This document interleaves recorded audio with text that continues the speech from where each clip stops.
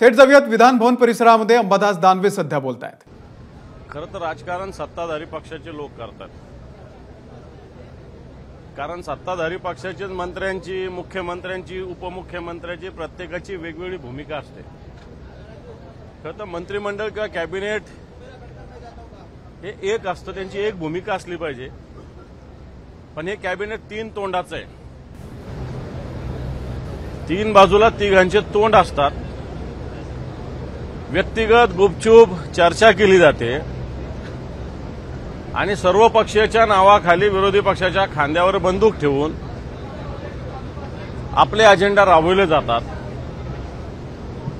आणि म्हणून यांनी आता अधिवेशन चालू असल्यामुळे सभागृहात चर्चा करायला पाहिजे होती, विरोधी पक्षाशी चर्चा करायला पाहिजे होती।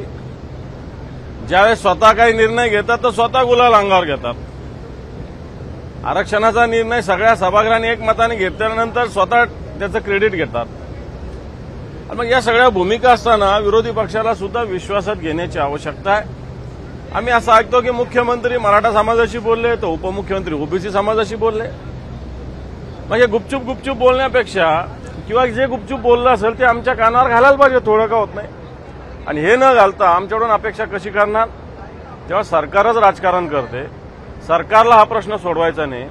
सरकारने जो निर्णय घेतलेला आहे त्याच्यावर सरकारने ठाम राहावं, हा निर्णय घ्यावा, आम्ही त्याच्या मागे उभं राहू। परंतु सरकार कोणता निर्णय घेतं एकदा आम्हाला कळलं तर पाहिजे। थँक्यू। नमस्कार। मनसुद्धा तुझं ही वेगळ्याच प्रकारची मालिका तुम्हा सगळ्यांना खूप आवडली होती। याचा दुसरा सीझन कधी येणार अशी विचारणा झाली। प्रतीक्षा संपली आहे मित्रांनो, येतोय मनसुद्धा तुझाचा दुसरा सीझन। होई मनसुद्धा तुझं।